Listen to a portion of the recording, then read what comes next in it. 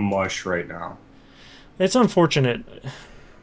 You know, it's like the same experience you had with, I was thinking about it as there have been, Gears of War leaks. Like, your first experience with the Gears of War 3 was similar, where it's like, wait, okay. I'm like 8 hours behind everybody else, and everyone else is suddenly like an expert in this game that just came out today. That happened to you? No, that happened to you, remember? No, that was Gears, the original Gears. Oh, I thought it was did you Gears. check it out? Oh, nice. No, I thought it was Gears 3 where you popped it in and then next thing you know, you have a full party and everybody's skipping cutscenes and No, it may have been it's 2 or 3. I don't think it was 1. No, I don't think it was, because I played 1 real late. Yeah. You weren't on the show when you played 1, I don't think. No. And I don't think 2 was... Yeah, I think it was 3.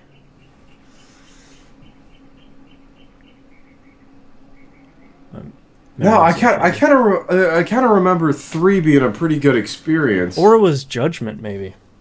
No, because I probably play that one solo because no one bought it. You had the opposite problem. Like, Gears of War guys. Judgment? No, I'm okay. I'm gonna go play something else. Can we play? Come on, No, I'm guys. playing Yaris. Don't worry. See you later. It may have been 2. Yeah, maybe. I remember it was one of those where you had a very similar experience. May have been 2 where everyone's just powering through it. Like, well, you need to do this. Like, what is going on? I had something similar happen the other day. I started playing Far Cry 4, which I'll talk about on the show, and someone didn't hop in, but they sent me a message as soon as I fired, like literally as soon as I fired it up, and was like, hey, let me know, I can hop in your game, I can get all of your signature stuff, I can give you all this stuff and help you through, and it's just like, I'm watching the intro, like, I don't even know what signature weapons or what, like, I don't, what are outposts, like, I don't, like, I appreciate the help, but like, I don't, I'm coming in this thing real late. I don't even know what you're talking about.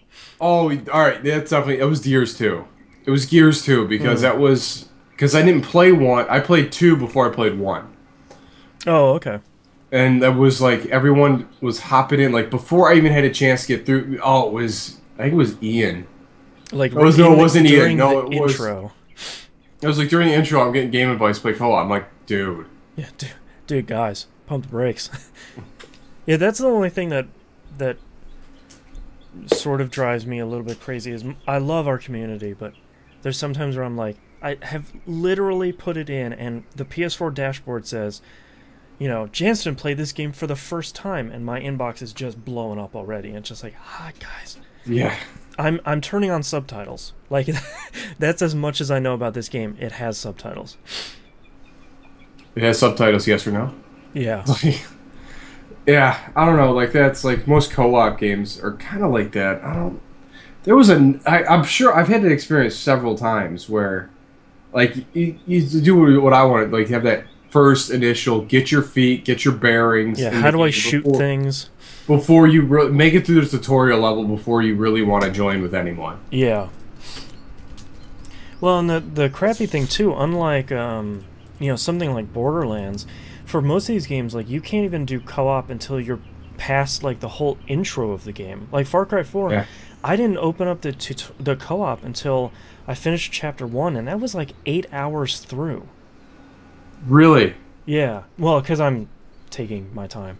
But, like, you know, like, I can't even... That wasn't even enabled, so... Weird. I couldn't even get help if I wanted it. Yeah. I can't even accept your help.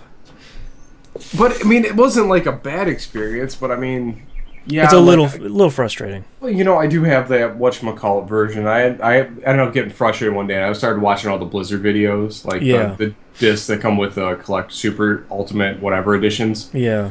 So I saw all the cutscenes already, but I was sitting there looking at it, like, even at the end, like, I'm not even sure if Leah died at the end of this game. Yeah.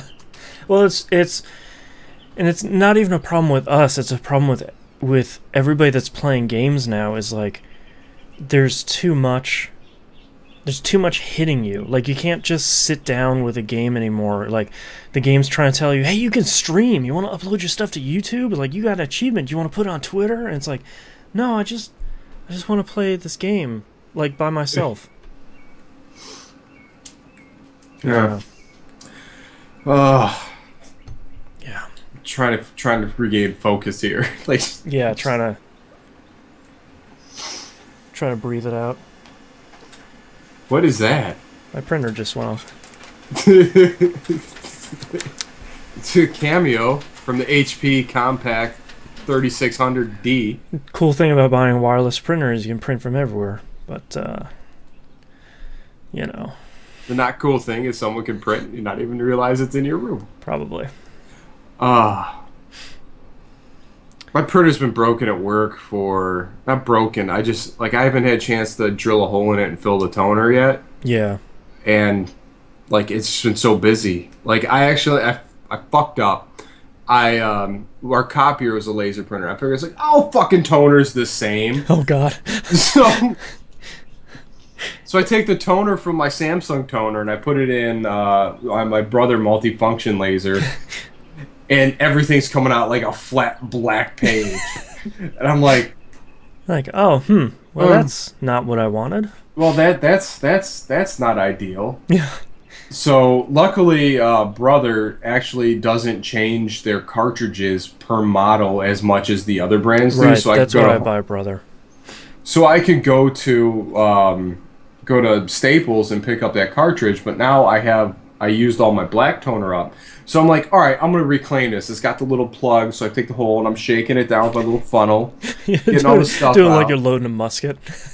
Yeah, get this, pack it down. Get the little bearing.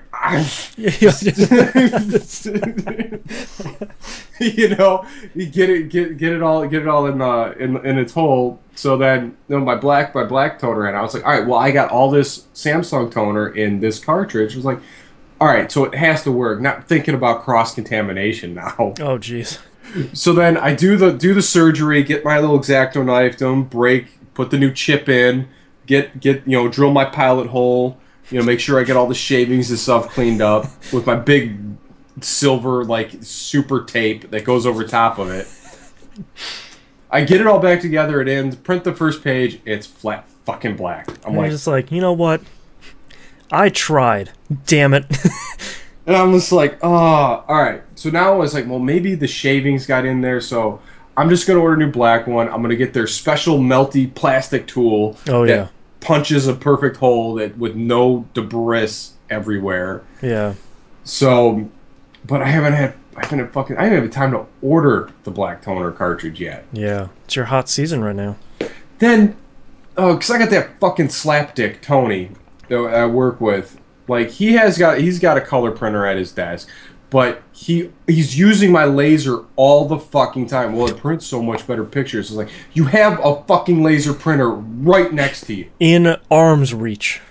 Like, literally, it's attached to your fucking computer.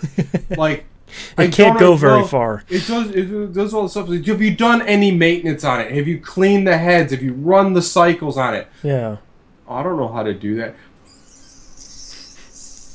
Figure it out, you son of a bitch. One of those dudes that you go to his house and you open up his microwave and it's just caked full of shit. It's like, have you cleaned this? And he goes, what? Go get a bowl of water and some lemons and run it for 5 minutes. Yeah, you don't even have to buy anything. It's, this kid. Welcome to my job. This kid's gonna be the death of me. He's just. Local man found dead. Employee too dumb. He's been. Oh, they won't find his fucking body. I got excavators. We are live. So, officers, merely a joke. Do not worry. I don't know. Can't prove it. It'll be deep, is all I'm saying. I wanted to show everybody on the live stream, but this guy, it's backwards, I know. Watch Dogs soundtrack on vinyl. Little does everybody know, that game might not have been good. The soundtrack's real good. It came out like this. Nice. And then that's on the other side. I'm picking up some cool records lately. Oh, I'm picking up some. Well, all right. So the Steelbook chat. my steelbook. Steelbook corner. my steelbooks are coming in. So tomorrow or Tuesday, I'm picking up Chappie at Target. It's a Target exclusive steelbook, so I'll pick that one up. Of course it is. Now I gotta chase this shit down from store to store. In this future nightmare we live in. Yeah. Oh, when they shipped this thing, it got broken. Damn. What broke?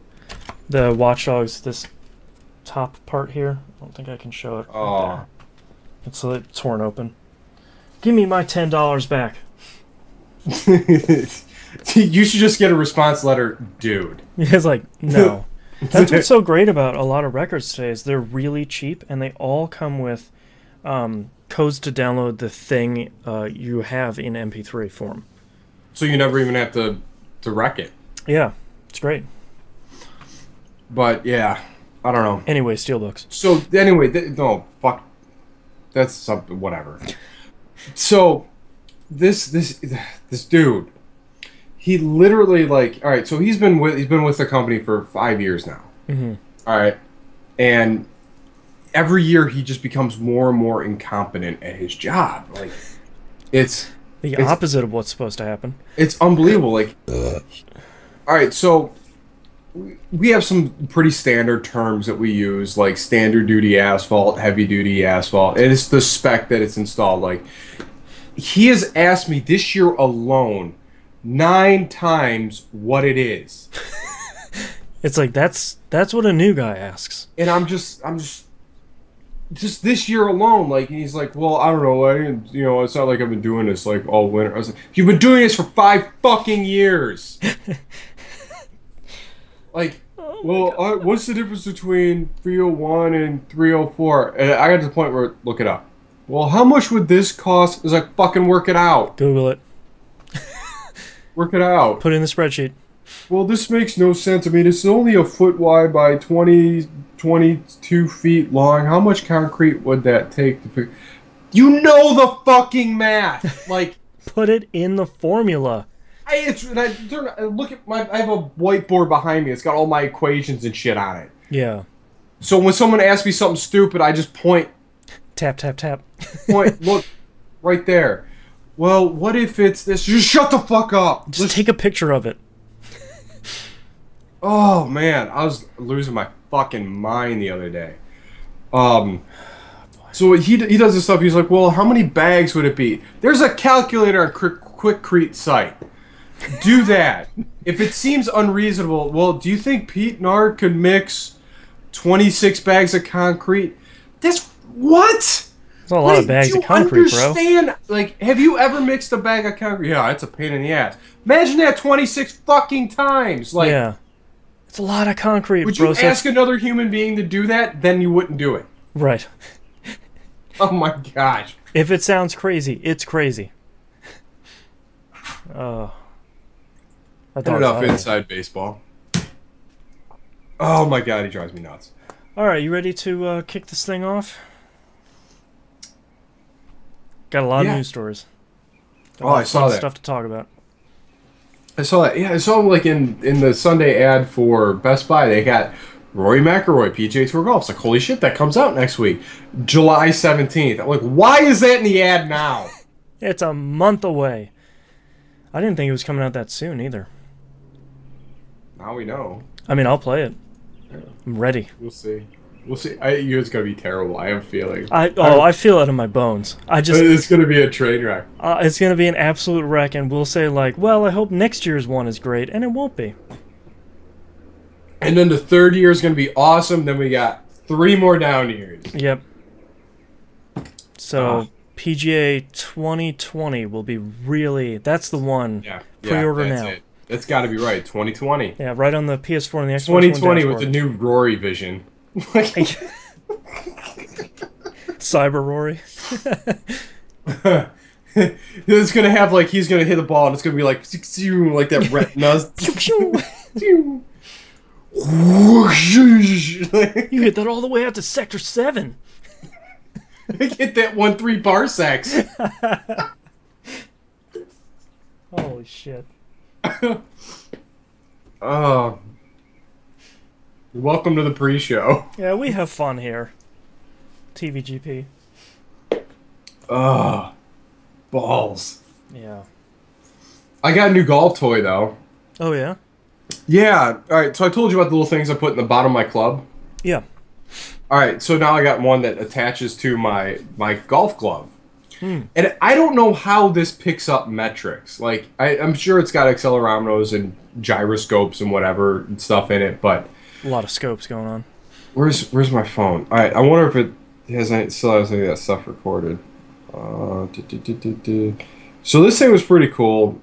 Well, it was like 150 bucks, but whatever. So it's giving me all these crazy metrics. Oh, that's with my driver. I don't need that. No, I don't want lab reports. So I've taken 52 swings with 4 clubs with this thing attached. No, that's kind of crazy. But yeah, so Oh wow.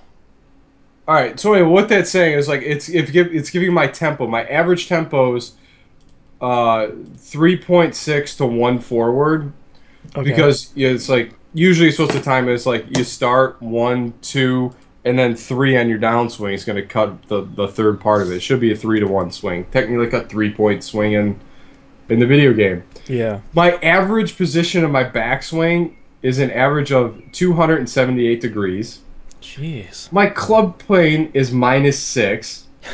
My hard plane comparison is -8%. Like, what my driver club head speed is 98 miles an hour. Jesus.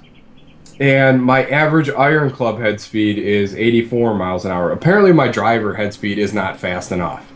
That should be at, what is it, 112 miles an hour. That's crazy. But it's like, how does it record this stuff? It's a witch. Like, it does this really cool thing where it has, like, you know, your normal, like, blank avatar person, and it has, like, your swing, like, your backswing in green and your foreswing in purple, so you can see, like, all the twists and turns that you're doing wrong. Wow. That's nuts. Training center, lab report, my swing, my statistics, my history. June 11th. Oh, my God, all right. So... Hold on, let me get a good one back. Oh, cancel. Yeah, so Oh wow. so it has all this stuff, and you could. Oh, it's even like 3D. Jeez. That's nuts. All right, let me hit. Science. All right, so then it has it. Wow. Isn't that ridiculous? And then it'll That's just show nuts. your hand position, and then the plane, Wow. and it gets all this crap. I mean, in real that time. sounds like kind of a deal for the price you paid for all that data. But I don't know what to do with it. But it's so cool. But I think the best thing it does, it gives you instant feedback on how you're swinging the ball. Because because the numbers all color coded and whatever and stuff like that. But I guess you can kind of make adjustments, like, other than just swing harder. Like, Yeah, you can make adjustments as you're playing. because you could have a swing that registers, like, the right speed, but your other aspects will be off. So you're just trying to mark yourself and get a consistent. So I don't know. It's really cool. We'll figure it out. So now I have a dedicated, like, driving range glove that has a little dongle attached to it, That's pretty cool. and it's like about the size of a Starburst. Wow. Man, So- technology. The thing weighs like next to nothing. But I don't know. It didn't help me yesterday because I had a rough day. Because I hurt my back on hole 6, and the rest of the next 12 holes were just in sheer misery. Just all downhill. Shot an 86, so I was pretty happy with that. Yeah, that's not bad. But it could have been like, man, I missed so many birdie putts, and Oh. and the 3-putt for bogey is just, you do everything right and you can't get it done on the green. Yeah. It's just the worst. All right, All right, ready buddy. to kick this thing off? Yep. All right. Let's start it in 3, 2, 1. 1. Welcome back to another episode of That Video Game Podcast, episode 399. We're so close to 400, which lands on our E3 extravaganza. It was planned. Oh, man. Yeah, planned from day one, back in November of 2007. I'm your host, Boston. Going around the room, we have Knobs. What's up? The Hannah is off being a jerk on a fantastic sunny honeymoon. So, no, it's not even a honeymoon. It's just a vacation. They went to Dublin for their honeymoon, didn't they? Like Ireland or something? Like that. That's just a normal vacation to somewhere nice. Like a big jerk.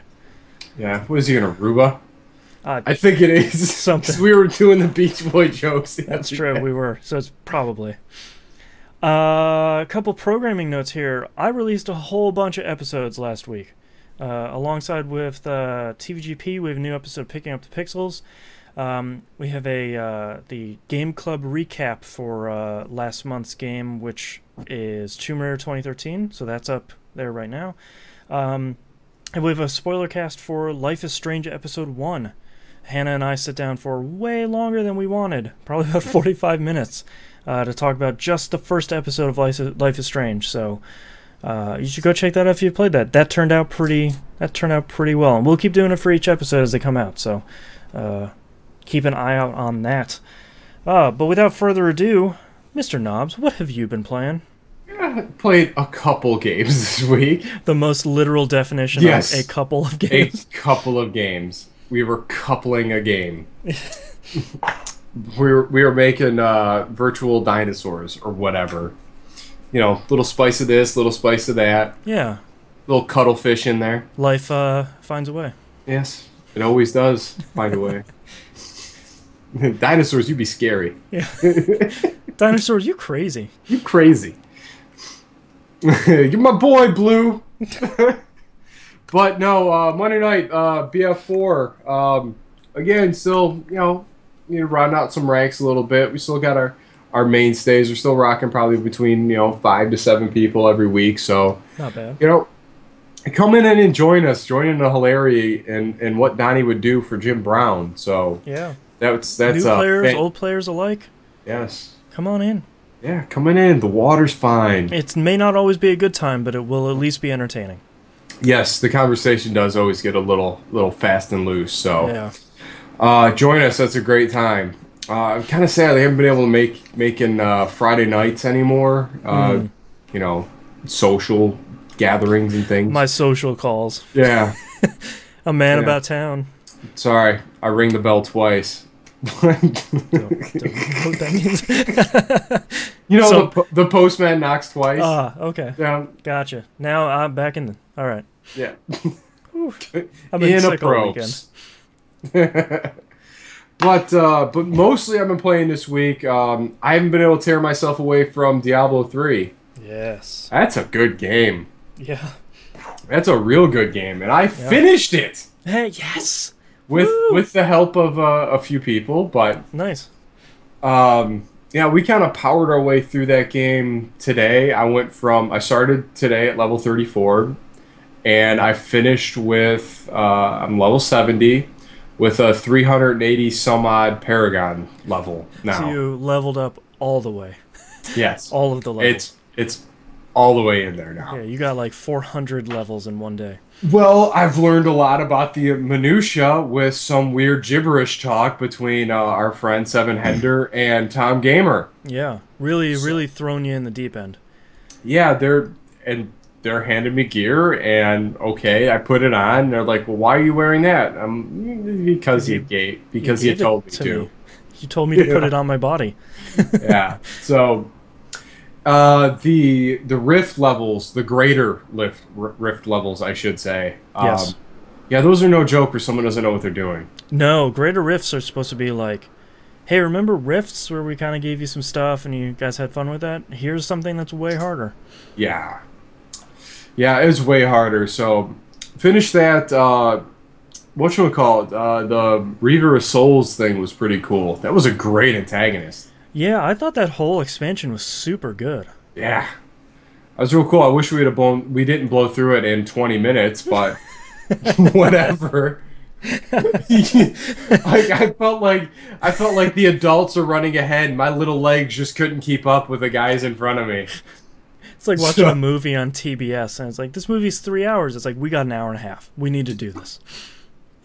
oh, funny thing about that when they scale down movies, they actually speed up the video. That's why the audio looks off. Oh, Because really? I think if they reduce it by, I think it's like 75% of a percent. Okay. It'll net them an extra minute and a half of advertising time. Wow. So if you ever notice why and I've only noticed it since we've made the change to high definition, the actual voice syncing becomes off because the actual whole episode is sped up. Not enough that you would notice, But just a like little bit. sonically, but you can notice it like with That's the voice crazy. syncing. But yeah, so now you know. Yeah. Well, this show sucks, so syncing's off. Like, no, they're pumping in some more dollars. Is what they're Yeah. doing.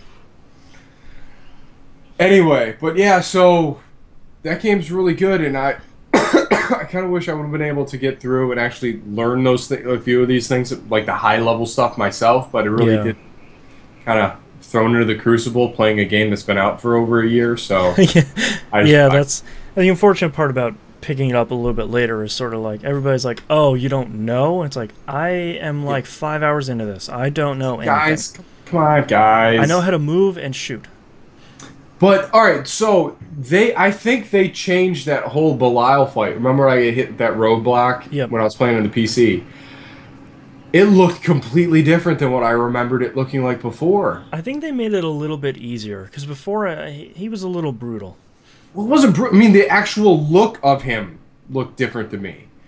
Like, so I remembered the. So you beat him up in like his little short dragon form. Yeah. And then he turns into the last time I played it into like just a larger version of that with the fall away screen Yeah, the two where big arms. like he in space and he's swapping and stuff. I could have sworn there was a version of him where he was in that half circle and he was a large fat thing, like just with big gapy mouth, dude, in green. Yeah. Like he wasn't like that in this version, like at all. Like he was like the real slender, sleek, dragon-looking dude. Oh, so the difference is the camera is different between the two versions. On the PC, it's much higher up, and on the console, it's like almost you're looking at him from the side. Yeah, but I could have sworn like his look was completely different. Oh, maybe. It's been forever since I played the PC one. But I'd imagine it's been patched out at that point as well, so Yeah. I can't even prove that I'm right. Yeah, that sort of the So- nice thing about that game is they keep changing it. Yeah.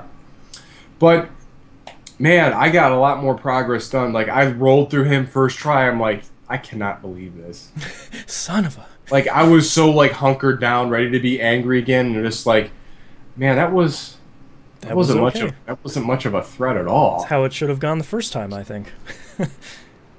Yeah, and then Diablo with boobs. So, Yeah. it's just, It's Diablo. it's funny. So you get to that point where you get done with like Act 4, and you're like, so this is the part where it hits the fan. Like, Yeah. like you could, it's completely tell. Like everything's going too well at that point. Yeah. Hey, the good guys won. Yeah. Oh, wait. Whoops. Oh wait, the cute little girl is gonna get possessed. It's, Yeah. Spoilers. I saw that one coming. Yeah. I did kind of like the end of Reaper of Souls, though. This isn't a spoiler since this game has been out for like a year, but spoiler warning either way. Where at the end they're basically like, hey guys, Diablo 4, right? And it's like, sure. I'd play another one of those.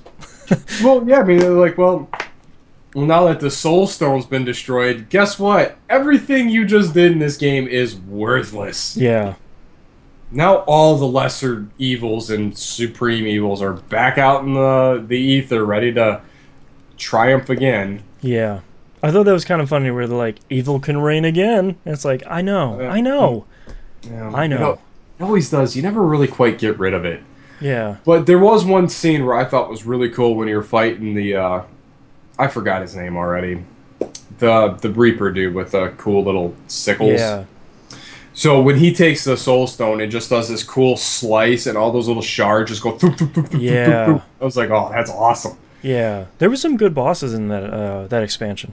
It'd be cool to spend more time with them, but I was with the adults playing the game, so I couldn't even really see him. See, now the cool By the part time is, I roll up there, hey guys, wait, hey guys, fight! oh, he's dead. Okay. See, the cool part now is you can start another character for another class, and then just see all that stuff again. I don't know. And spend all your Paragon points on another character, so they're like super beefed up when they start. Oh, those Paragon points aren't character specific? No, they're account specific. So like each one of your characters will get 350 points now. Really? Yeah, super cool. So that's why he was lapping me. Well, yeah, I mean, because I think Tom's like 990 something in Paragon points, and he started a character, and like I was like, how is your dude faster? Where do you get the sweet feet? Like, Yeah. like what is this? What is this thing? Like, do I gotta find a pair of PF Flyers to put on, like, so I can be like Benny Rodriguez? Yeah. Like, You're wearing some Air Jordans over there? yeah. Yeah, you can. So you have at basically at that point 350 points to put into, split across those four categories. So you can have your dude like basically flying at the beginning of it, and you can put all your points into like magic if you're a magic user and all that. So you're doing crazy damage right off the bat. It's pretty fun because you kind of get the best of both worlds. It's like, well, I'm playing solo, but I got all these levels in this other character, so now I can soup up every other character that I create. Yeah, but no, I mean, technically you're not starting at one, and that's the most Right. frustrating thing with rolling new characters is you're starting completely over again. Yeah, now you're like boosting up your armor and your damage and your move speed and your gold find and all the good stuff. Nice, you earn a lot of gold in that game. You really do. Because I got gifted, Tom gifted me like 50 mil right from the start. Like No big deal. I never depleted it. Like never got it down below. I never spent 10 million the entire game, and then we're done after playing. It's like I got like $790 million now. Like what million gold? Like I didn't remember. I didn't remember picking it up like that anymore. And then just and then you start combining gems and you start like re-rolling your items for better stats, and then all your money's gone. I don't know. I'm looking forward to it. I thought it was funny because whatchamacallit, 700 gave me a ruby to help me boost up my XP gain. He's like, well, can't I just combine it? He's like, no, you can't afford that. Like, Oh, you're cute. he's like, oh, that's adorable. Look at this guy who thinks he has money. No, honey, I gave you a ruby. You're fine. Yeah, it's okay. Yeah. Rubies aren't forever. Yeah. Yeah, that's fine. But yeah, so I mean that's what I've been playing, and I'm sure I'll tool around in that. I mean, like you said, I mean that's a great you can have a conversation and still play that game. Well, it's a great one to just be like, I just want to play something, and I've had a long day, and I just want to play something and win. And Diablo 3 is right there. Yeah, and it's one of those games I think I could fall asleep playing too. Probably, yeah. Not that it's a bad thing, but it doesn't take the sheer volume of calculating game skill to play Diablo. Yeah, yeah. Oh, I also forgot to mention here at the top of the show, it is hot here today. So I have the window open, so if anybody hears birds, I don't know, man. I think someone has a crane down there. I don't know. Stuff's weird. Oh, it rained here, and it turned from warm to sweltering. Oh, right now. just that instant mugginess. It is nut soup all up in this thing. Ugh. All right, what I've been playing this week is just a little bit of Destiny. I don't have a lot of time to play this week, but Musim and I ran through the Nightfall this week. It was for the new strike. That went hilariously wrong almost immediately. So on our second try, we completed it, and then Knives 311 joined us. And we finished it, and I got the gun that I've been looking for. Holy crap. And it is way cooler than I ever thought it was. I'm incredibly happy. And then I immediately ran out of time to play Destiny for the entire rest of the week. So you can't even you didn't get to play with your new gat. No, oh, man. But what I have been playing a lot of, I spent most of the weekend sick because, of course, there's something going around work right before E3. Is Far Cry 4. Is it a bit early for the convention funk? Yeah, apparently we're just getting it out of the way. Doesn't the yeah, convention the pre-convention funk. I've been playing a lot of Far Cry 4. I picked this up recently. It was like $30 on Amazon. And of course, I was buying something on Amazon that was an add-on item. So like, why don't you just get something from your wish list? And Far Cry 4 was on there. I was like, yeah, why not? I can't pass up Far Cry 4 for $30. That game is super good. I remember enjoying Far Cry 3, but kind of fizzling out on it pretty quickly for some reason. But I think Far Cry 4's story is told a little bit more interestingly, because Far Cry 3's story was, hey, look at this villain, isn't he crazy? Yeah. And Far Cry 4 is, look at this charismatic bad guy, he's kind of insane, but the groups that are fighting against him have really interesting people leading them. And I got through Act 1, which is basically, hey, here's all the major players, here's the storyline. And Act 2 is basically, there are these two people trying to lead this resistance group. Which one do you want to put your weight behind? Like, do you want to go against this guy who's maybe a little bit of a bleeding heart and really wants to save his people, yay people, or do you want to go after this hard-assed woman who's really all about, getting the win, getting the success? Which one do you want to put your weight behind? I picked the women because the guy's a little bit weird. Aren't we all? And that lady's pretty cool, and she's kind of a badass. Yeah, there's something about it that I really like. The shooting is really good. I've got a really good bow. I really like that. I'm sniping a bunch of dudes. Shooting's really good. I got an awesome bow. Well, it's so satisfying when you line up this shot from a long ways away with the bow, and you just let it ride, and a couple seconds later it just makes this noise that's just like thunk, and you can hear it, and it's like, yeah, got that. And you get like 10 experience. Like, oh yeah. I don't know, I think I was kind of looking for that high quality Ubisoft non-story driven open world game. Because when you play Far Cry, you can pretty directly compare it to Assassin's Creed. You have the towers in these bell towers that are there for the radio broadcasts. You're unveiling more. You climb up to the top, and then you do something, and you unveil more stuff to do. Yay! There's like strongholds to attack that you weaken by doing this other stuff. It's very analogous to what Assassin's Creed is doing. But playing Assassin's Creed Unity, I was sort of like, this is old hat. No, I want less story and I want more open world. And that's not what Really? Assassin's Creed is right now. It's less open world and more story. So I kind of just want to tool around and drive around, and there's a question mark on this map at the top of this mountain. Cool, I'm going to spend the next hour trying to figure out how to get up there. Right. Yeah, and there's a mask to destroy up there. It's like, all right, I got one more of those.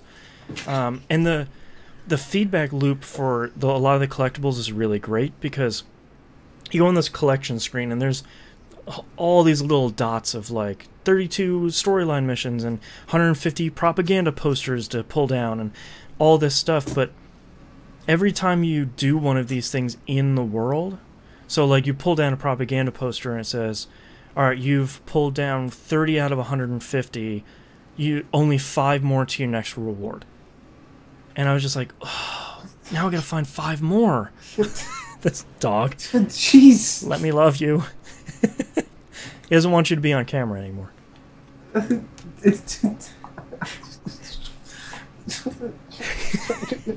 So what I really like is, it doesn't feel like there's 150 of them. It feels like I just gotta get 5 more to get this next thing.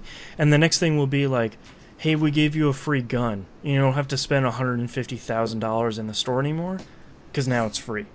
Wait. God's 150. They have no sense of metrics in this at all. Well, what's funny is like when I started the game is saying like I had like $150, and the game's like, cool, you can refill your ammo. It's $25,000. I was like, how am I gonna get that?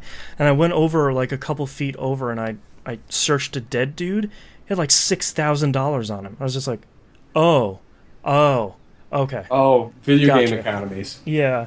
So, you know, I don't know. I think it's one of those games where you come to it really late. I think similar to you with Diablo 3, you come to it really late and you're like, hey everybody, this game's really great. And everybody's like, yeah man, I know. I finished that like last year when it came out. And they're like, oh, well.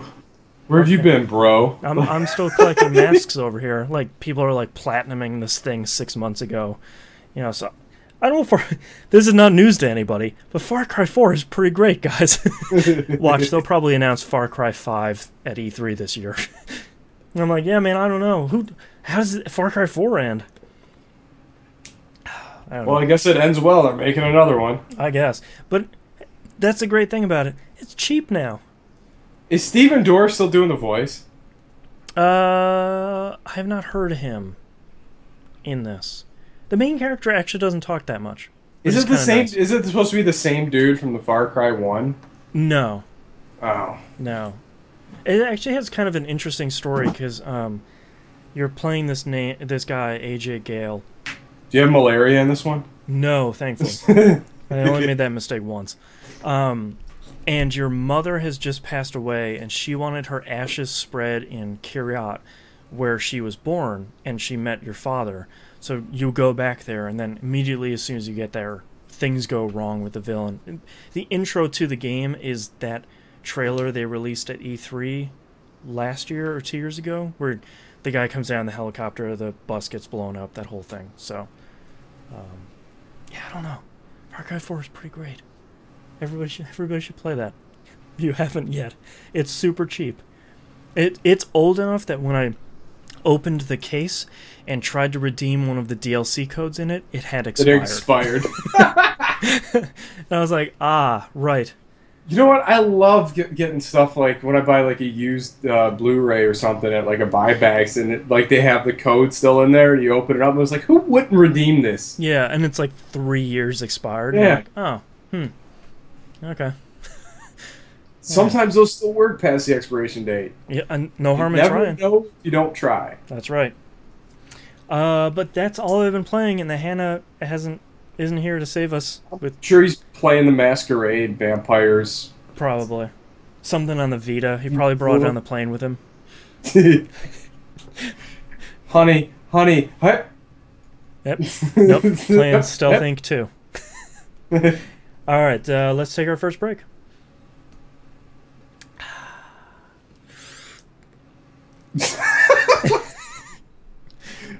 Just the wind up to the sip. Yep. All right. I'm ready to start whenever you are, because we got 3 emails this week, and then we got the Bethesda thing to do. Alrighty. E3 starts today, which you can tell because nobody is in chat, except for the 3 people watching. Hi, Dimebag and Nordsigischolan from Germany. Should get my wife in here. She speaks German. Frau Brucker. I'm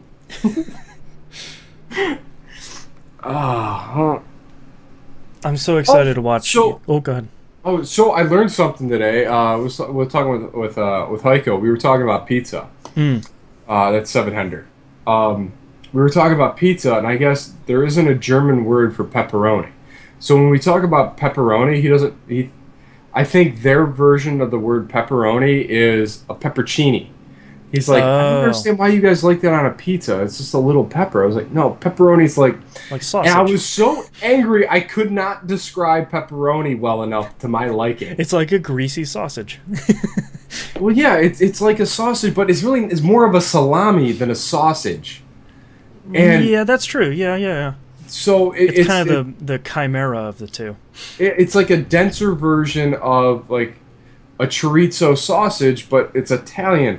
And I'm like, do you know what chorizo sausage is? He's like, I don't have a clue. I was like, Well, it's first like off, I have to send you some of that it's because you like need to eat that.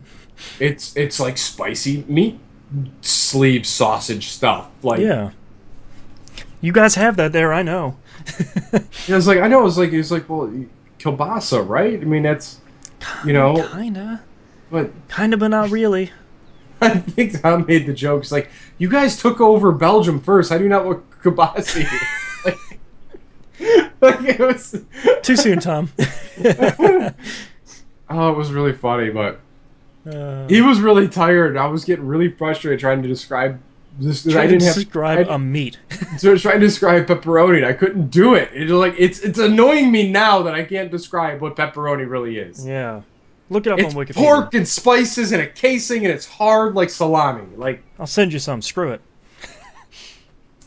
but no, it was funny. All right, let's get this underway. I gotta go to the bathroom. Okay. All right, ready in 3, 2, 1. Welcome back, everybody. We got releases this week for June 15th, 2015.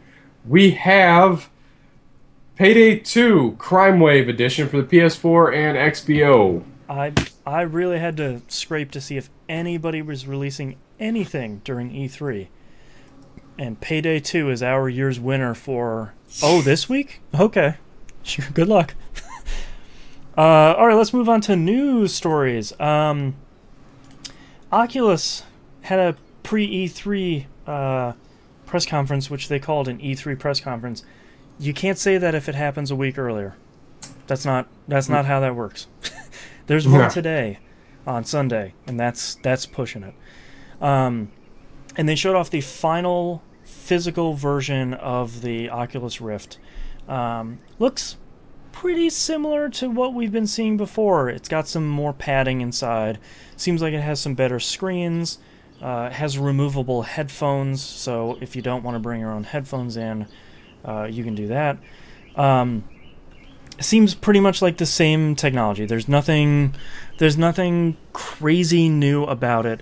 It will be shipping in Q1 or the first half of 2016.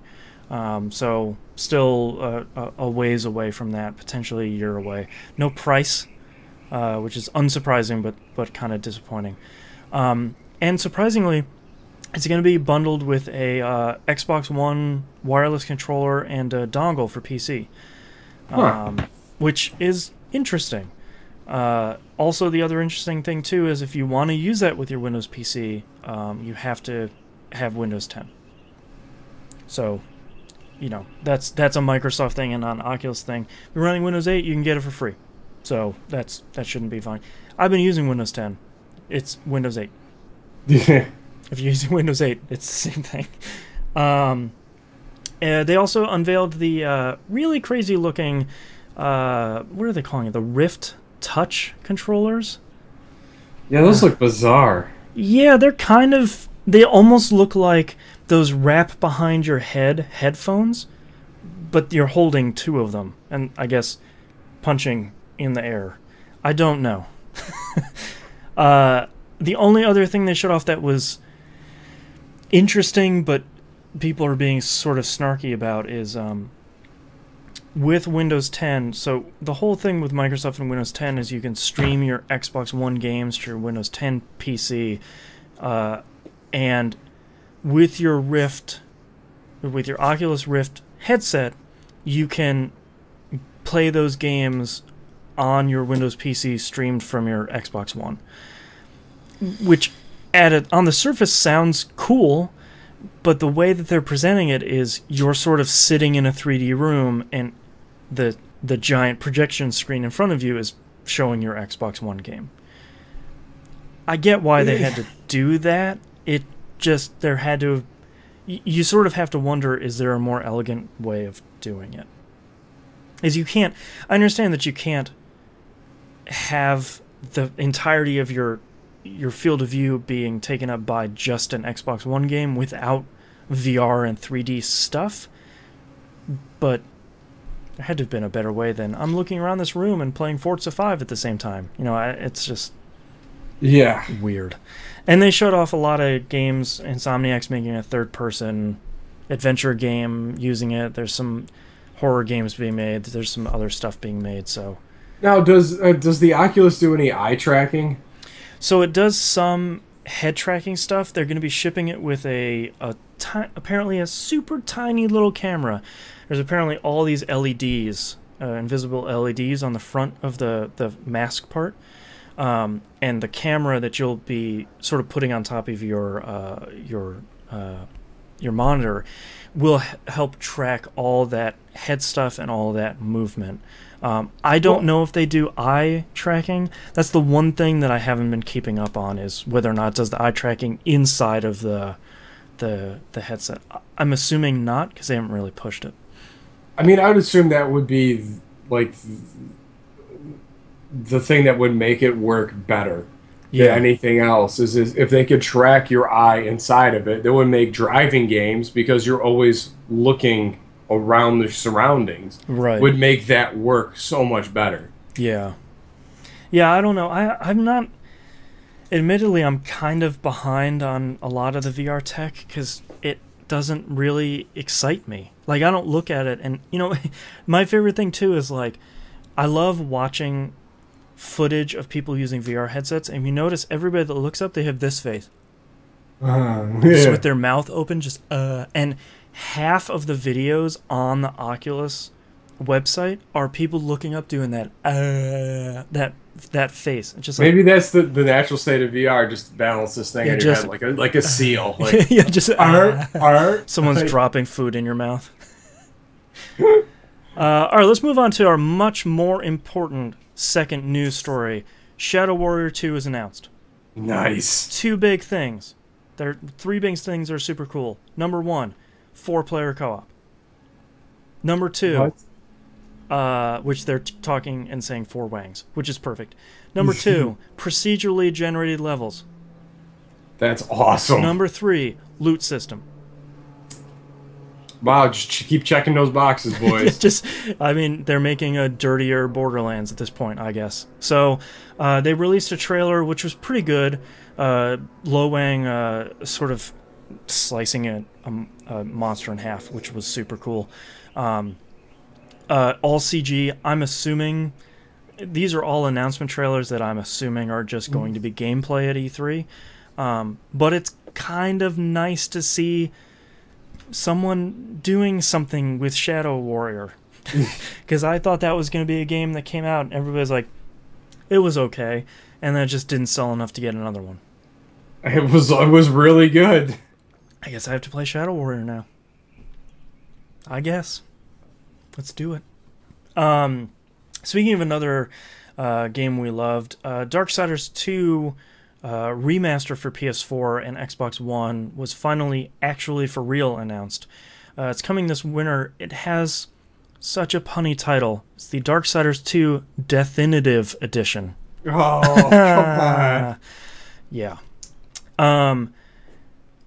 If you haven't played Darksiders 2, Darksiders 2 is really good. They're going back and it's going to be 1080p, 60 frames, which I really don't doubt that they'll be able to do with that engine. It was really smooth the first time around. But what they're also going to do is they're going to kind of tweak some of the problem areas in the game and smooth out kind of some of the rough edges. There were some levels in there and there were some puzzles in there that you could kind of go into and just be like, am I supposed to do something here? Sounds like they're just going to kind of smooth all of that out, which is going to kind of be nice. They're talking about remastering the first one. They haven't made a decision yet. That would be kind of cool. The first one is the best Zelda game we've seen in a long time. I will go to my grave with that. Oh. Zelda plus Portal Gun. And they're actually still talking about making Darksiders 3, which, please, if Shadow Warrior 2 can do 4-player co-op, come on, guys. So we only know half of the 4 horsemen right now. Come on. Right. One of them could be a super cool guy. As a real friendly Darksiders game. Like, hey man, let's just talk it out. I guarantee that's the dude that's going to be orange. Yeah. He just wants to be friends, man. It's kind of impressive if you track the Darksiders IP. That it's amazing that this new group even has the IP, and they're going through and they're remastering this, and then talking about Darksiders 3. If you want to see a Darksiders 3, go pick up the definitive edition. It's going to be $40. It's Darksiders 2, looking prettier, running smoother, and it has all the DLC. All of it was really good. So I bought the season pass for a Darksiders game. Like, I am all in. So, Darksiders 2 was good. I wish it would bundle Darksiders 1 in with that. Yeah, I mean, it's kind of nice that they're coming out with it, because I feel like a lot of people picked up Darksiders 1, and then Darksiders 2, when it came out, kind of got a bad rap. I don't... A lot of people were like, a loot system in my Darksiders game. How dare you? Which doesn't make any sense, because it was really well done. So hopefully it'll get people... Please, airplane. I'm trying to talk here. It's coming down. Come right for me. Hopefully it'll give people a chance to play it, sort of removed from all that hullabaloo around it coming out and getting this really weirdly tepid reaction. Just go play Darksiders 2. It was pretty good. My game of the year that year. That's how much I liked it. Man. Next news story here. Knobs' most upcoming game here. I totally forgot about this. Devil's Third, Itagaki's new game, coming out in August 28th in the UK. No real firm release date for North America here, but August-ish. That's still coming out. It's still coming out for Wii U. So, who knew? It's like Bayonetta 2 coming out. Who would have thunk? I'm excited to see if that game is any good. I have a Wii U. I could play this game. You could? Are you? I haven't played Bayonetta 2 yet. I don't feel really one of the badly games about we're that. so excited about. I bought it. I did my part, and I bought it. Play it someday. Maybe I'll live stream that. I don't know. Yeah, I don't... I think this game... Seeing Itagaki removed from DOA and Ninja Gaiden is... What is it? Like, that's the answer I want... That's the question I want to have answered is... What is it? It's gonna be Ninja Gaiden with a different face. Cool. I'll play that. I'm okay. I'm perfectly okay with that. What do you got? I'll play that. Next news story here. Mirror's Edge 2 kind of got re-announced here lately. It's no longer Mirror's Edge 2. It's no longer a sequel. It's called Mirror's Edge Catalyst. It's still Faith, still the same world. It just kind of seems like they wanted to restart that franchise again. I don't know if they painted themselves in a corner with the first one or what happened, but they're kind of redoing it again. They say, quote, "We've landed on a vision that honors the first game, pushing the boundaries of first-person movement and diving deeper into the story behind our heroine Faith, but also brings a lot of new, interesting gameplay and features to the experience for our players," end quote. Great, dual wielding. God, I hope not. I mean, the one thing I would like is for no guns. The enemies can shoot you, that's fine. No snipers would be even better. But I don't want Faith to pick up a gun, because that's when that game just fell apart. Yeah. Then it turned into just lining up headshots. And the controls were so gummy. Like, just... I don't know. I'm very curious to see what they do with that. I'm kind of excited for E3 this year, because they're getting all of this, like, announcement, like the pre-announcement stuff, where it's like, no, it's not Mirror's Edge 2, it's Catalyst. So they can just show gameplay during E3, I'm really hoping. You know, Ubisoft doesn't have to come up on stage and spend time with this, because they already released a press release.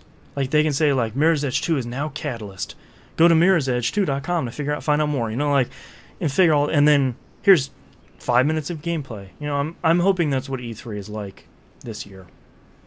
At least I hope. Yeah. Otherwise, we're kind of treading water here. I don't know. We'll see. I mean, I didn't think the first one was bad. I First one really was great. I really enjoyed the traversal aspect of that game a lot, and then the time runs. But I Yep. understand what you're saying. But even if you have the option to pick up the gun, should you just break it down and throw it away? Sure, yeah. Or like throw it at someone. Or maybe when you're done using it, like if you don't use it within like 2 seconds, like you don't have or to like five, you have 5 seconds to complete your assassination or whatever, Yeah. and then just break it down and it's out of your inventory. Yeah.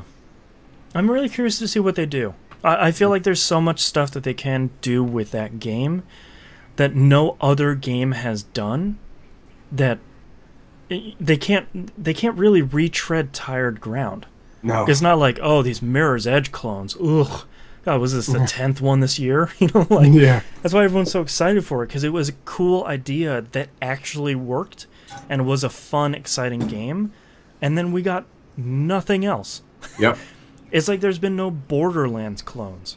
You know, like, sure. Yeah, there was like, how did these guys do this? You know, like, Even Randy Pitchford one year was like, steal our ideas. Like, make another Borderlands, guys. Like, just why don't you make this? And no one does. Yeah. well, maybe they just don't want to get lumped into that whole clone thing. Yeah. Like that whole thing was so aggravating for years. Every time a third-person action game came out, oh, it's God of War. Like, come Oh on. God. We railed against that for so long. I feel like that has finally kind of finally dropped off for a little bit. Oh, until next God of War comes out. Oh God. It's gonna happen. Please no. I can't take it. All right, next news story. Capcom announces Mega Man Legacy Collection. This is kind of interesting. Digital Eclipse is the company, I believe, that's putting it out, and they've kind of rebranded themselves as a company. They want to be the Criterion Collection for games, which I think is really interesting because we don't really have that. You know, like, a lot of these collections will come out and they'll have a bad emulator, or like the emulation fixes problems that were in the original game, or like it cleans up too much. It's not the actual original game. So what they're coming out with this collection is, it's Mega Man 1 through 6. It's coming out on PS4, Xbox One, PC this summer, and 3DS this winter. And they're kind of just presenting them as the original games. You know, warts and all. These are these games as they came out. And then they're kind of layering on top of it some challenge modes, trophies, stuff like that, and then kind of a museum mode that has, you know, a whole bunch of the original art that came out, design documents, stuff like that, sort of bringing the history of these games together. I think that's kind of neat. We don't have anything like that in games. I know a lot of people are complaining because the Mega Man collection that came out on PS2 and GameCube had more stuff in it, but it wasn't presented with this kind of archival love to it. For better or for worse, I don't know, but Right, but I mean that's a fantastic idea. How has no one thought of this? How did we not think of this? yeah, I don't know. I don't have friends at Capcom. Uh, I don't think I do. If you're but at even Capcom then, and just you're like a fan, have like the whole Criterion thing. Like, just how has no one done this before? so here's the crazy thing, and like here's the example I always bring out why we need video game historians, why we need this like Criterion Collection idea around games. We do not know when the first Super Mario Brothers game came out in the US. So the industry's biggest and most influential game, there are people that are trying to figure out the day that that game came out in the US. We don't know. And if anybody's curious, and if anybody thinks I'm making that up, go read some of the articles around it. It is fascinating. We do not know the specific day the first Super Mario Brothers game came out. That wasn't that long ago. It really wasn't. It was like 30 years ago. In the pantheon of information, how do we not know that one? Like, Yeah. that's mind blowing. Yeah. Ask somebody when a movie came out in the 80s, and I'm sure you could say, oh, it opened this specific date in these 20 theaters, and then a week And it later, countrywide. Yeah. And it did this much sales, and it went to here. We even know like limited release dates. Like, Yep. And what specific city is a game into? Like, Exactly. So I know a lot of people are kind of complaining about it because there are video games on the internet. This is important stuff. Like this is our pastime and our childhood. We need to figure out how to save some of this stuff. So Criterion Collection seemed like a really great place to start. And then hopefully eventually they'll come out with like cool packaging like the Criterion Collection ones do. yeah, That'd be where they'd get me. great Steelbook games. Oh man. Well, that's already been. Oh, it'd be a great name for a band. Yeah.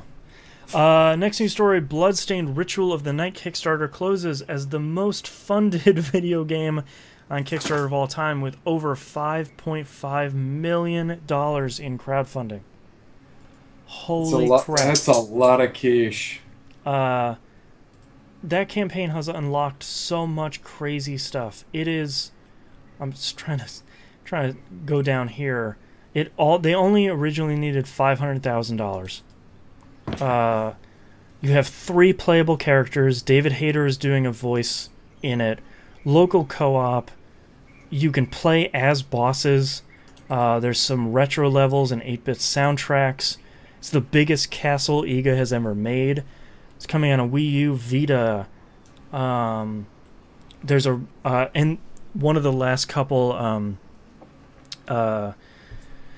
stretch goals reach was a roguelike dungeon. So there are dungeon modes where you can play through a giant randomly generated dungeon. That's super cool. There's so much that's going to be in this game. I'm really happy that EGA was able to get, number 1, get it funded, number 2, get all this money, and then number 3, will get money on top of it from whoever he's going to partner with for publishing. So, whoa, pups. Was Boomer going to publish it? Oh, I don't know. That's really great, and I know they're shooting for this time in 2017 for the game to come out. But I hope it takes them 2 years, and I hope they come out with a really, really great game. Now, the only thing he has to do is hit a release date. Yep. If he could do that, anytime he wants to fund something, it'll be funded. Yeah. And I mean, like, I think one of the best cases that I've seen in a while is Amplitude, actually. They send out typically monthly emails that say, hey, here's the stuff we're working on. Here's the new songs we got in the soundtrack. And then here's like an entire song being played in Amplitude as it stands right now. Here's a video. Good luck. We're still working on it. They don't need to say when the release date is. They're just kind of giving continual feedback, and I think that's super cool. Oh, feedback's the most important thing with anything that's crowdfunded. You put your money up front. I still haven't heard anything about the Goon movie. Yeah. Like, come on, man. I put money into that too, and I'm never gonna see that. So, whoops. Ugh. Hey, you can't win them all, right? That's true. And second to last news story here. Google is launching their Twitch competitor called YouTube Gaming. It's going to launch this summer in the US and the UK. Basically, they're making Twitch inside of YouTube. So that... Isn't Twitch already inside of YouTube? Like... Not really. So what's really interesting is I kind of thought the same thing, where it's like, look, I can export Twitch to YouTube. Why would I need to go here?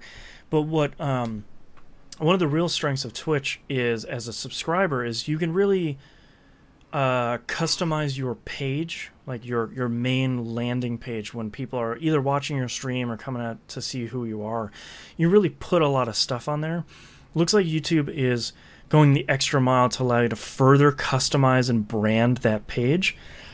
And for a lot of people that are making their living as a streamer, that customization and that branding is really important. And it looks like YouTube is making it easier for someone to kind of promote themselves as part of that channel.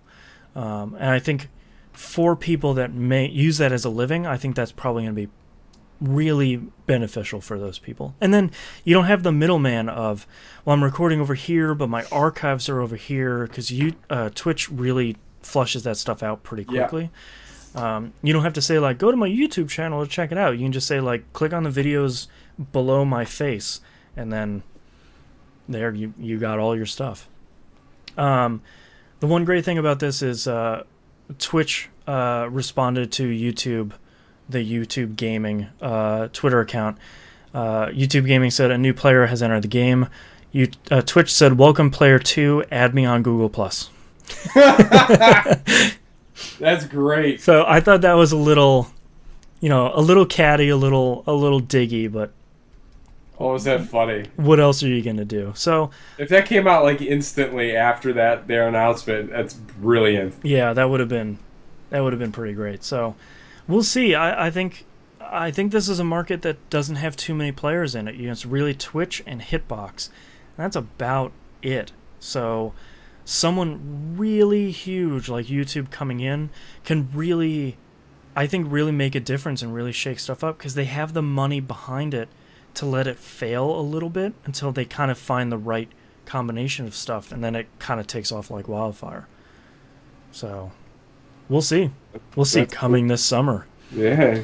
And last news story we have here is just a real tiny one. Arc System Works has acquired the IP rights from the now defunct Technos Japan, which includes the right to Double Dragon, Dragon Ball and Super Dragon Ball, and River City Ransom.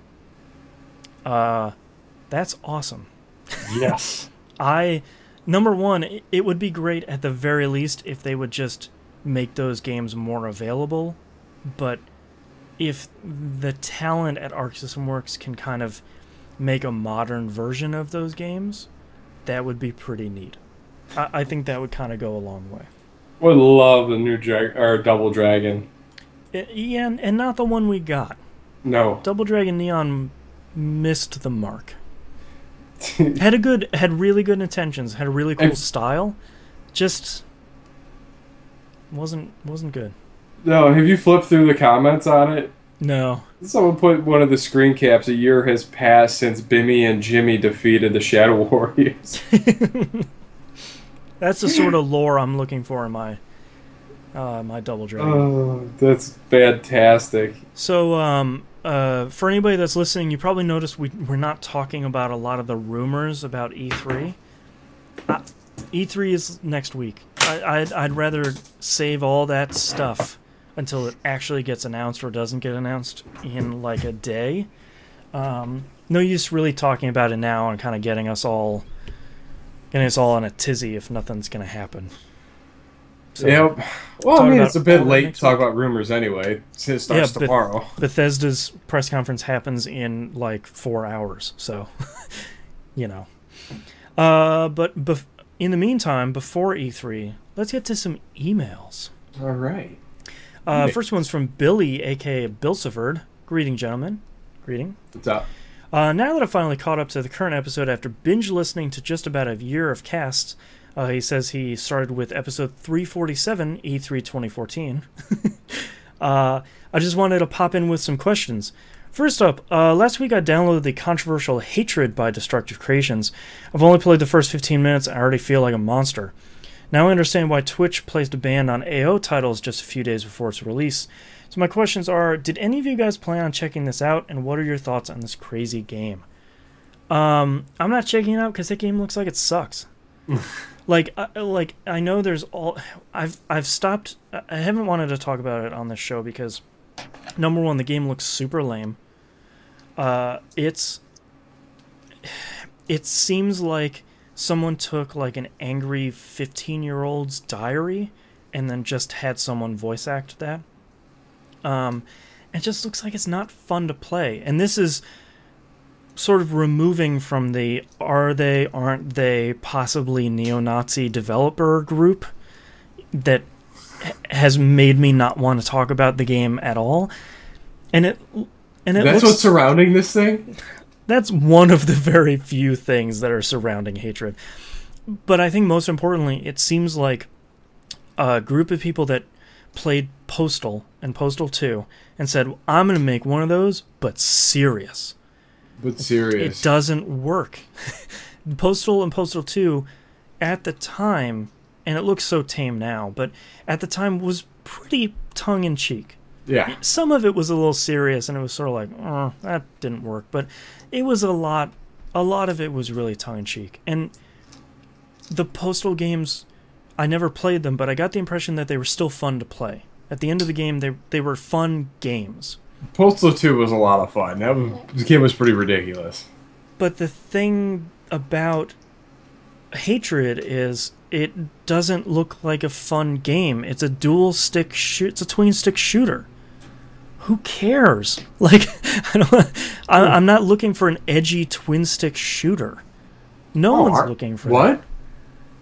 Like, I don't know. I think the only thing that Hatred does that I can give it some credit for is, I think the stuff that they have done with the art style is at points pretty cool, because it is black and white, and there's only a little bit of color here in the environment, here and there. Like the fire is in color, the cop lights, the police officer lights on their cars, those are in color, and sort of lights up the environment when those are sort of flashing around the environment. I think some of that is kind of cool. It's like the next step of what Mad World was trying to do. But it's just in a game that's just so boring. Like, it's the only way. I feel like I watched Giant Bomb's Quick Look, and it kind of sucks. It's not really that edgy because it's trying too hard to be edgy. You know, like you're encouraged to murder innocent civilians.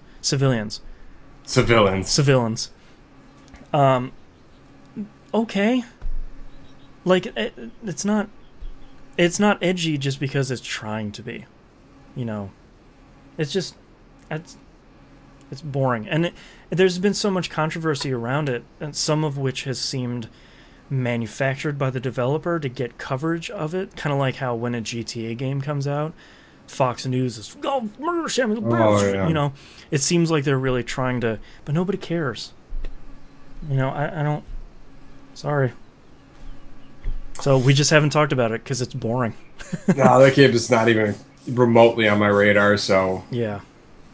He continues, in a totally different direction. I was perusing the interwebs the other day and came across a site for a 2D remake of The Legend of Zelda: Ocarina of Time. Here's a link to the page, and it's oot-2d.com. Did any of you guys see this? I had not, but that's interesting. It's I looked at some of the stuff. It basically looks like they're taking the art style of Link to the Past and then kind of changing Ocarina of Time to be a 2D top-down game. I would be kind of interested in that to see how you would handle the 3D traversal. You know, a lot of what Ocarina of Time did really well, even though I'm not the biggest fan of it, is making an environment that felt really tall. And I'm curious how they would do that in this game, other than floor 1, floor 2, floor 3. This game needs more levels. Yeah, I need more. Debug level 3. I don't know. So that could be kind of interesting until it gets shut down by Nintendo. Sorry. Yeah, Nintendo won't let that happen. Probably going to happen, yeah. Next email from Damien M. Writes in, oh my god, I just got something in my eye.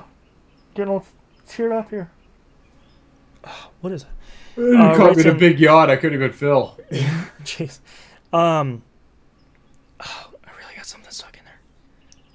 Sorry, everyone. That wasn't very exciting. Hi, guys. Thanks for the awesome work. Quick question for you. Do you ever find yourself wishing a game studio had invested more budget on their game? For example, playing a game thinking, this game is doing all the right things, but it's too short, / graphics should be better, / if it had been tested more, etc. Alpha Protocol? No, because that game's awesome, broken as it is. Yeah, but my problem with Alpha Protocol is it needed more explanation. Like, yeah. So many people thought it was a third-person shooter, so if I line up the crosshairs on the dude's head, it should be a headshot. I was like, well, no, it's an RPG where you shoot people. Like, it needs to make more apparent that it's actually having a dice roll. Exactly. That way, that would have been a perfect game for the VAT system. True. And it's sort of like the problem that KOTOR had, that it did a little bit better job at the beginning, where it was sort of like, just because you're standing point blank at someone shooting your blaster doesn't mean the dice roll worked in your favor. You can still miss shooting a door even though you're shooting a door. You know, like it's still a dice roll. That would probably be one of my bigger ones. It just needed that was so frustrating, that game. a little bit of love at the front end. What else though? Oh man, There's got to be some examples. I got like frying pan brain. Yeah, so many games that we play are fine. Broken. Yeah, well, no, some of them are broken on the onset. You're like, come on, dude. Yeah, they're either like mechanically sound and something else is wrong with them, or they're just totally busted. In a way, I'm thinking we're missing a big one real quick that we all played and we didn't. We're like, man, come on. Yeah, like you guys like, didn't. Same thing with like netcode on any online game. Like that needs to be rock solid before that thing ships. Yeah, like we've figured this out now. If you're fighting game, you use GGPO. If you're everything else, just kind of figure out what Bungie did and then kind of copy that. You know, like we already figured it out. Is that a dog? Yeah. No, I just totally farted. Oh, well. Not expecting that. On the opposite side, do you ever wish the studio had not spent so much money on a specific game, which turns out to not be awesome? Yeah, great. God of War 3. Might as well bag on it some more. Yeah. I don't know. I feel like most of the time when companies put so much money into the game, you can at least say, like, well, the graphics were really great. Like, the design was really great. Like, there's all this stuff in this game, and it looks really great, but... But then you're sucked. I mean, that's a weak defense. Yeah. They look great. They all look good. Yeah. Yeah, it's 2015. They kind of all look... Except for Deadly Premonition. They all kind of look pretty good. Yeah. Damien brings up two good examples, sort of on both ends. Risk of Rain for the... invested more budget, which sure that game had some rough edges that probably could have been smoothed out. They've been doing that over the years since it came out. And then I feel like 2014 and 2015's ultimate example of too much money into a game that turned out okay, which was Destiny. Yeah. You know, a lot of people are holding that up. I think misunderstanding how game budgets work, because the whole thing has been coming back around because CD Projekt Red has said that The Witcher 3 sold 4 million units in like its first 2 weeks, and that's been like a $25 million development budget and about a $25 million marketing budget. And then people hold up Destiny on the other end saying, you guys spent $500 million on this game and it doesn't even have any story in it. Like, look, you could have put in a tenth of the price, not really understanding that they are making totally different games, one of which lives online and the other one doesn't at all. Right. But, you know, I think Destiny is probably going to be held up as, you know, this generation's first big, not disappointment, but for a lot of, well, maybe for a lot of people, disappointment. As much as I played, a lot of people were like, yeah, it's the return of Bungie, and then they play and they go, crap. I don't know, but just the way that game was built, it seemed so much more fun than it really was to play for me. And that's the problem with Bungie, is they're so good at marketing, and they're so good at that teasing lead-up, where every couple weeks, I have a new vid doc, and I have a new, they're putting out, you know, tweets that are teasing something else, you know, it's sort of, and then when it comes out, it's hard to live up to that hype that they've built for themselves. It's kind of just bits and pieces of what they teased and not what they teased. Like, right. It's a tease!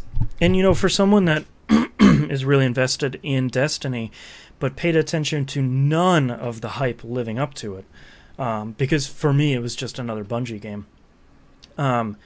They showed off a lot of stuff really early on that game that none of that made it into the end game, because clearly something happened along the way where they had to cut out a significant portion of that game. And I understand that a lot of people are really upset about that not happening. But I don't have that attachment to, like, E3 2013. They came out with this trailer that I've watched 200 times, and then none of it was in the game. I can watch that now and be like, yeah, that's weird. None of that's in the game. Huh. Well, I wonder how that happened. Glad I wasn't excited for that. Yeah. But now I'm on the train of, oh, there's leaks for the new DLC, and that's dangerous. Oh, it got you. It got you. It really has. It really has. You're never going to get that time back. Nope. And that's okay. I really like Destiny. Last email here we have from Michael S. A.K. Chino. Says, I have a bad habit of collecting games that have sequels. Even spin-offs and spiritual successors have my interest, and I must own them all regardless of whether they suck or not. My exceptions to the rule are fighting games. I gotta draw the line somewhere. Fighting games is the best one you could have got up because it's caught me more times than I care to admit. It's a good rule, though. It would have saved me a lot. I absolutely love when I'm playing games and they make games in the series, or even when save files carry over towards future games. Yes, that's my favorite thing. Ratchet and Clank. Also, by the way, if anybody hasn't seen that Ratchet and Clank trailer, or the 8-minute gameplay, you need to go see that. I didn't think they could make Ratchet and Clank look better. And now I'm excited for that first game. Do you guys have similar bad habits in collecting or game purchasing? Love your show, your loyal listener, Chino. Almost exactly that, where I'm like, oh man, I bought this game and it's really great. I don't own the PS2 one, though. Oh, and it came out on Xbox, the original Xbox, too. Oh, it came out on Saturn. Yeah, it came out on Saturn, and it's only $70. But, I mean, it's pretty rare, so I could put that in my collection. And next thing you know, I've bought all of these games in this collection, and I've spent so much time buying and researching them, I've never actually bought the game, like played the game on the PS4 that I bought originally. And then I just do that with some other series. Yeah, well, for me, it goes back to the Sega Master System with Shinobi. I have purchased every Shinobi game that has ever come out. You're a loyal Shinobi fan. Including Nightshade, which was a Shinobi spinoff. Yeah. Of that kind of bad, but not totally unplayable Shinobi game that came out on PlayStation 2. Yeah. It's too easy. Yeah, even that, and what was the other one? Shadow Dancer, which most people don't know is a Shinobi game. That's true, yeah. The one with the dog. Yeah, see, your dog peeked up. He's in Shadow Dancer. Yeah, he is. Little demon. I don't know, it's just so... I feel like it's so easy, especially with, eBay and all these other sites, to just say, oh, man, I loved that game when I was a kid. How much is it? Oh, it's $8. Oh, someone's selling a bundle of, all 8 of them for the NES for $50. Well, I can just do that. Yeah, how do I not buy them? Yeah. Oh, there was a bunch of PS2 spin-offs. Oh, okay, I can buy those too. Why not? And then $150 later, you're sitting on 10 games you can't play anymore because your NES isn't working. Yep. I wouldn't know what that means, but firsthand. I don't know. Yeah, that's how I ended up with hundreds and hundreds and hundreds of games. It's literally that same thing we were talking about. Yeah, I mean, same thing with any Guilty Gear game comes out. I'm buying it, whether it's good or not. I'm buying that game. Same with BlazBlue. I'll pick it up. This one's coming out on PS4. Cool, I'll buy that too. I don't have enough time to play it seriously anymore, but great. Take it. Knobs is looking at his collection. I mean, say Castlevania. Doesn't matter. Yeah. Doesn't matter what that is. It's going to happen. Yeah.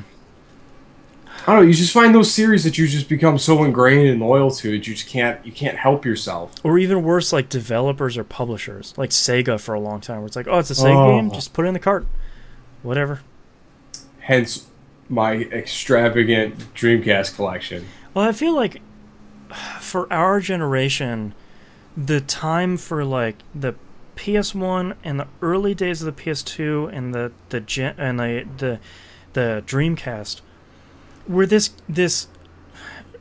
diamonds in the rough era, where if you loved a developer, like you and I for Sega, me for Square and Square Enix, if you could pick up a game and either it'll be fun but kind of maybe not worth the $50, or it's the greatest game you've played this year and no one's bought it because EB Games got 2 copies. And like Katamari Damacy.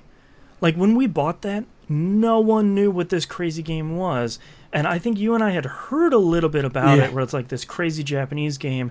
No one was live streaming at the time.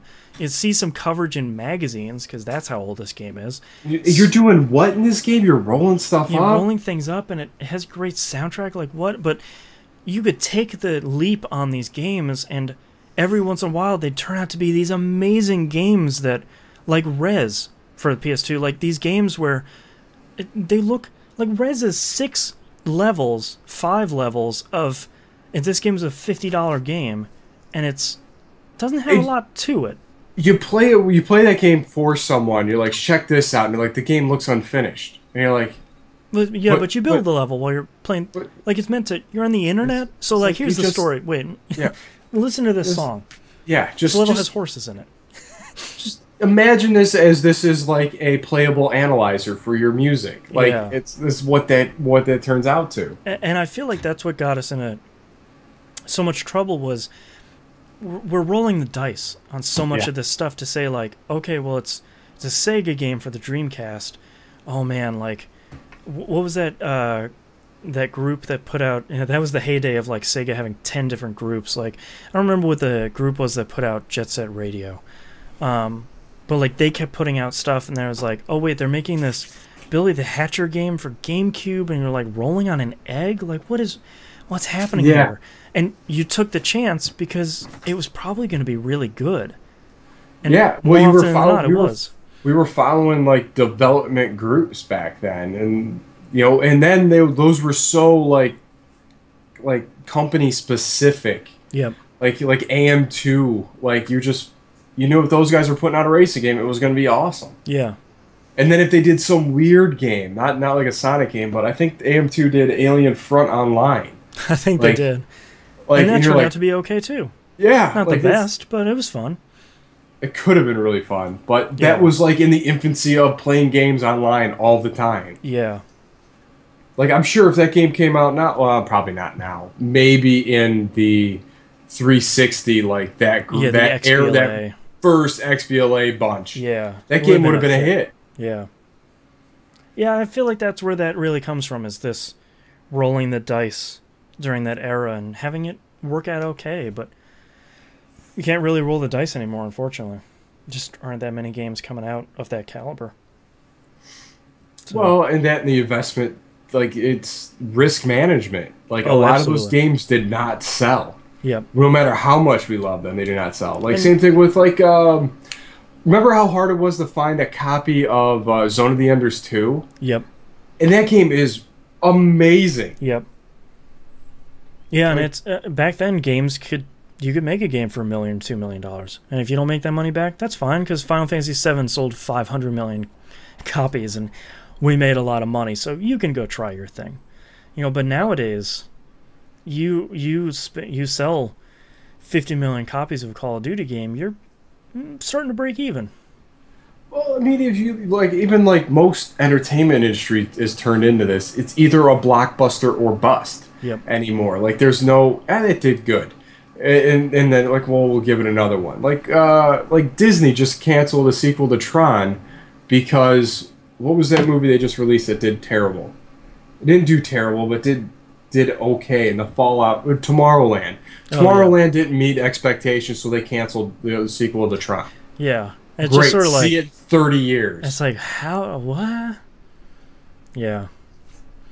But that's all of our emails this week. Thank you very much, everyone, for listening. You can visit us at tvgp.tv, email us tvgpfans@gmail.com, tweet us at tvgp. Everything else is on the right-hand side of the page. And don't forget to join your forums. It is your forums. It's yours, ours, the community. It's yours, ours. It's the royal we of forums. So don't forget to mark yourselves on the map. That is awesome. Yep. I love picking that thing up like maybe once a month and seeing if there are any new spots. So I sit there and study it because it's cool. Join us for our weekly game nights. Monday night, TVGP game night is Battlefield 4 on the Xbox One, 10 p.m. EST. Tuesday, Destiny night. Wednesday, PS4 game night. Thursday, Steam game night. Friday, come join us with some more Battlefield shenanigans for the end of the week. Oh Sorry. yeah, go ahead. I was gonna say your game club game this week or this month is Vampire the Masquerade. Vampire the Masquerade Bloodlines, I believe. Check the Colon forums. Vampire stuff. Vampire colon check the forums. Check the forums for all your information. That should be wrapping up in a couple weeks here. I think so, yeah. Pretty shortly. And don't forget you can watch us live, twitch.tv/E1M1 Network. Thank you very much for listening and watching. We will be back next week with our E4 extravaganza. The Hannah will be back with all three of us in the crew. We will be 400 episodes in and celebrating in style with hopefully the craziest E3 ever. We'll see you all next week. Our E4 on 400. Oh, bye. I only have one title this week, but I feel like it's a winner. What is it? Sweet Feet. Sweet Feet. How can you beat it? For me. Circling it. Let's do this because I gotta go to the bathroom really badly. All right, starting in 3, 2, yeah, 3, 2, 1. This is That Video Game Podcast, episode 399 for June 15th, 2015. Sweet Feet. Why are you so fast? Why are you so tasty? Why are you so tasty? All right, thank you very much, everyone, for watching. We'll see you next week. Bye. Have a good